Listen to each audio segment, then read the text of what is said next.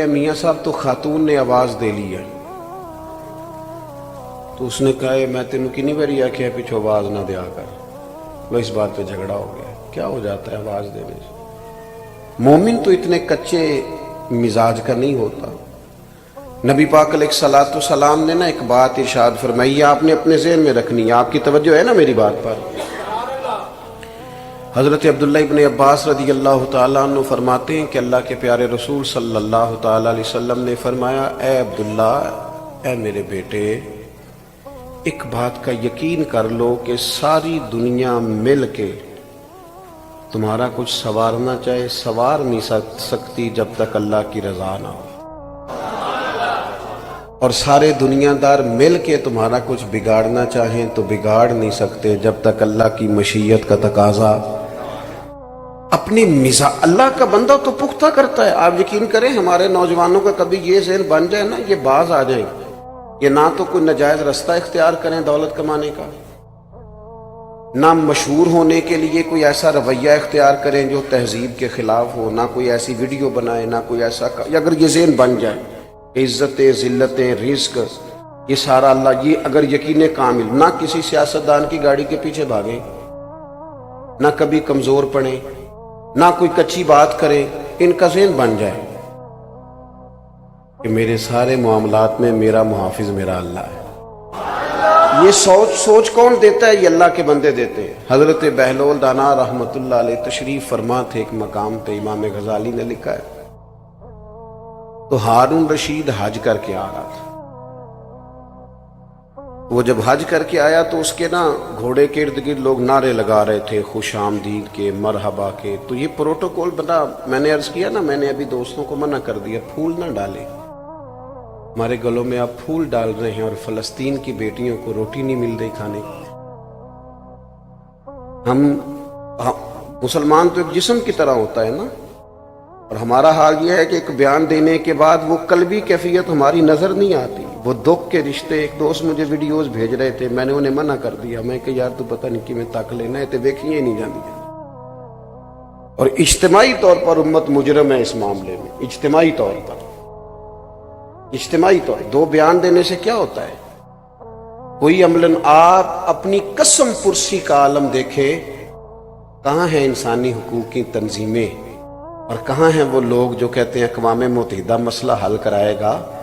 مسئلے ان لوگوں کے حل کرائے جاتے ہیں جن میں کوئی دم خم ہوتا ہے، وہ یہ لوگ مسئلے حل کرائیں گے جو اتنی بھی، وہ کہہ رہے ہیں باقی ساری باتیں تو ایک طرف رہی، ہم امداد نہیں پہنچنے دیں گے، دوائیاں نہیں جانے دیں گے۔ اتنی بھی کوئی مظلوم ہوتی ہے قوم؟ اتنی بھی؟ اقبال نے کہا تھا، ہے جرم ضعیفی کی سزا مرگ مفاجات، کہ تمہارے کمزور ہونے کی تمہیں سزا مل گئی، یہ تمہیں ملے گی۔ اس لیے کہ جب مطمع نظر روٹی روزی پیسہ ہو جائے نا، مذہبی اسٹیجوں پر بھی جب تقریریں بکے، نعتیں بکے، تلاوتیں بکیں، اور جب ہر چیز مطمع نظر صرف پیسہ ہو جائے، تو پھر میرے بھائی کیسے طاقتیں ایمان کی پیدا ہوں گی؟ اللہ کا بندہ ایمان دیتا ہے، طاقت دیتا ہے، اس کے پاس بیٹھنے سے انسان کا ایمان جلا پاتا ہے۔ طاقت دینے کا معنی یہ کہ جلا پاتا ہے، تازہ ہوتا ہے۔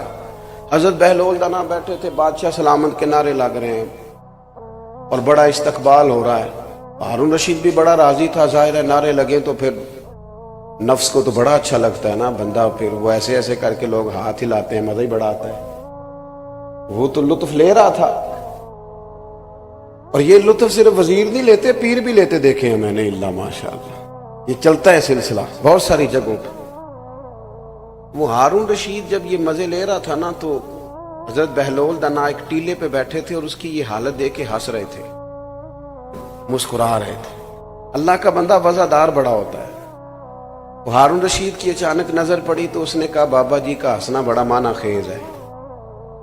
وہ گھوڑے سے نیچے اترا اور اتر کے آن کر کے نا حضرت بہلول دانا کی خدمت میں حاضر ہو گیا اور پوچھنے لگا کہ حضور خیریت ہے، آپ کیوں ہنس رہے ہیں؟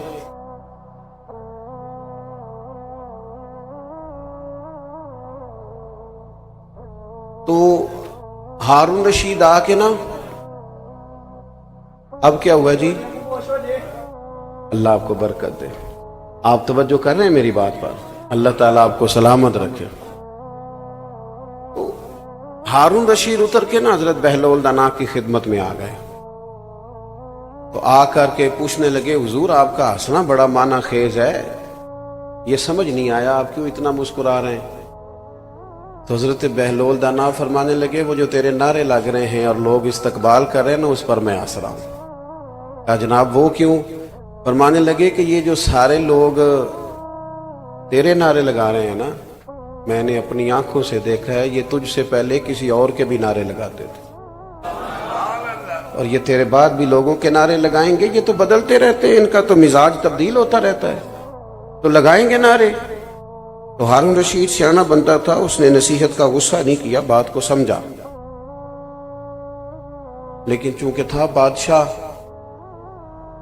اس نے فوراً وہی کام کیا جو عموماً مالدار اور بادشاہ لوگ کرتے ہیں۔ کہنے لگا کہ میں نے سنا ہے آپ پر قرض ہے، تو کوئی حکم ہو تو ارشاد فرما دیں۔ تو حضرت بہلول دنا پھر مسکرا پڑے، فرمانے لگے چل ایک بات تو بتا، تیرا رب کون ہے؟ کہا اللہ۔ تو فرمایا میرا کون ہے؟ کہا اللہ۔ تو فرمایا یار یہ تو نہیں نہ ہو سکتا کہ اللہ ہارون رشید کو دیتا جائے اور بہلول دانا کو بھول ہی جائے، یہ تو نہیں نا معاذ اللہ ہو سکتا، تو جو رب تجھے عطا کرے گا وہ مجھے بھی دے گا انشاءاللہ، لہٰذا مجھے تیرے سامنے ہاتھ پھیلانے کی کوئی ضرورت، گردن کو جھکا دیتا ہے خیرات کا پتھر، جہاں میں مانگنے والوں کے سر کبھی اونچے نہیں ہوتے۔ وہ ایک شاعر ایک جگہ پہ بیٹھا تھا نا، تو شاعر ناراض نہ ہو جائیں تو بعض اوقات شاعروں کی حالت بھی بڑی پتلی ہو جاتی ہے، چادر لپیٹے رکھتے ہیں کئی دنوں تک بعض لوگ، اس کی حالت تھوڑی سی زیادہ ہی ایسی محسوس ہوئی، تو ایک شخص گزرا تو وہ چند روپے پھینک گیا کہ شاید کوئی ضرورت مند بیٹھا ہے، بندہ بڑا عمدہ تھا، اس نے کہا اٹھا اپنے پیسے لے جا۔ تو کہا جناب آپ یہ کیا کر رہے ہیں، آپ کو ضرورت ہے، غریب ہے، رکھ لیں۔ تو اس نے کہا اگر ضرورت پڑے گی تو اللہ رسول سے مانگوں گا۔ اور کیا بات کی ہے، اگر آپ کو سمجھ جائے نا تو یہ اللہ کے بندوں کی بارگاہ سے خیرات ملتی ہے۔ اس نے کہا یہ آرزوئے کرم اور میں آپ سے کروں، یہ آرزوئے کرم اور میں آپ سے کروں، یہ آرزوئے کرم اور میں آپ سے کروں، یہ بھیک اس کو دیجئے جس کا خدا نہ ہو۔ میں کوئی لاوارہ سورہ پر رسول کا ہوں، مجھے عطا کریں گے۔ اللہ کے بندے ایمان کی لذت سے آشنا کرتے، ان کے پاس بیٹھنے سے انسان کا ایمان مضبوط ہوتا ہے، اللہ کی ذات پر بھروسہ مضبوط ہوتا ہے، امیدیں رب رسول سے وابستہ ہوتی ہیں۔ اور دوسری اللہ کے بندے کی تعریف قرآن نے یہ بیان کی کہ وَقَانُوا يَتَّقُونَ، وہ پرہیزگار ہوتے ہیں۔ ایک ہوتا ہے نمازی، ایک ہوتا ہے حاجی، ایک ہوتا ہے سخی اور ایک ہوتا ہے پرہیزگار۔ نماز پڑھنے والے کو کہتے ہیں نمازی، حج کرنے والے کو کہتے ہیں حاجی، سخاوت کرنے والے کو اور گناہ سے بچنے والے کو پرہیزگار کہتے ہیں۔ آپ ڈاکٹر کے پاس کبھی جائیں نا تو وہ دو کام کرتا ہے، ایک دوائی دیتا ہے اور دوسرا پرہیز بتاتا ہے۔ مشکل کیا ہوتا ہے بس سمجھ لیں آپ، جو پرہیزگار ہو جائے وہ ولی بن جاتا ہے۔ دوائی کھانا اتنا مشکل نہیں ہوتا جتنا یہ جو پرہیزگار ہوتے ہیں نا، کوشش کرتے ہیں، ویسے تو معصوم انبیاء اور فرشتے ہیں لیکن اللہ کے بندے کوشش کرتے ہیں، تقوی اختیار کرتے ہیں، گناہ سے بچتے ہیں۔ تقوی کسے کہتے ہیں؟ حضرت عمر فاروق رضی اللہ تعالیٰ عنہ نے سیدنا ابی بن کعب رضی اللہ تعالیٰ عنہ سے کہا کہ بتائیے یہ جو قرآن و سنت میں بار بار تقوی کا ذکر ہے تو تقوی کیا ہوتا ہے؟ تو حضرت ابی بن کعب کہنے لگے امیر المومنین آپ بہت بہتر جانتے ہیں پر میرے ذمے لگایا تو میں بتائے دیتا ہوں۔ فرمانے لگے کہ اگر تنگ رستہ ہو اور دونوں جانب جھاڑیاں ہوں اور انسان نے کھلا لباس پہنا ہو، اگر وہ اس رستے سے گزرنا چاہے گا تو کیسے گزرے گا؟ حضرت عمر فرمانے لگے سادی سی بات ہے، دونوں جانب ذرا جھاڑیوں کا خیال رکھے، کپڑے ذرا سمیٹ لے اور تھوڑا احتیاط سے گزر جائے۔ حضرت ابی بن کعب کہنے لگے بس یہی مجھے بھی سمجھ آئی ہے، دنیا میں دونوں جانب گناہوں کی جھاڑیاں ہیں، جو ذرا اپنے آپ کو سمیٹ کے گزر جائے اسے متقی اور پرہیزگار کہا جاتا ہے۔ اپنی زندگی میں تقوی اختیار کریں، بولنے میں بھی احتیاط کریں، سوچنے میں بھی احتیاط کریں، بلا وجہ کسی کے بارے میں بدگمان نہ ہو، کبھی غلط رائے نہ دیں، اپنی کھانے کے معاملے میں، رزق کے معاملے میں بہت زیادہ محتاط ہو۔ دو آدمی دنیا میں کوئی کارنامہ سر انجام نہیں دے سکتے، ایک جس کی نظر میلی ہو اور ایک جس کا رزق ناپاک ہو۔ یہ بزدل ہو جاتے ہیں، کمزور ہو جاتے ہیں، کوئی کام نہیں کر سکتے۔ جو نظر کا پاک ہو، رزق کا پاک ہو، اللہ کی توفیق سے اللہ اسے بڑے بڑے کام کرا لیتا ہے۔ رزق کے معاملے میں اللہ کے بندے محتاط ہوتے ہیں۔ ہمارے ہاں نا آج کل مسئلہ یہ ہو جاتا ہے کہ زبان کو بعض ذائقے لگ جاتے ہیں، اور ان ذائقوں کی بنیاد پر لوگ پھر تمیز نہیں کرتے بہت ساری چیزوں کی، کیونکہ اخراجات بڑھ جاتے ہیں۔ ہمارے ہاں ایسا نہیں کہ لوگوں کی آمدن کم ہوتی ہے، آمدن تو بہت زیادہ ہوتی ہے، لیکن اس حساب سے خرچے بھی زیادہ ہوتے ہیں۔ تقوی والی زندگی یہ ہے کہ تھوڑا محتاط طرز زندگی۔ حضرت امام احمد بن حنبل رحمۃ اللہ علیہ فرمایا کرتے تھے کہ ایک بوڑھی خاتون مسئلہ پوچھنے آئی تھی، میں نے ساری زندگی پڑھایا ہے،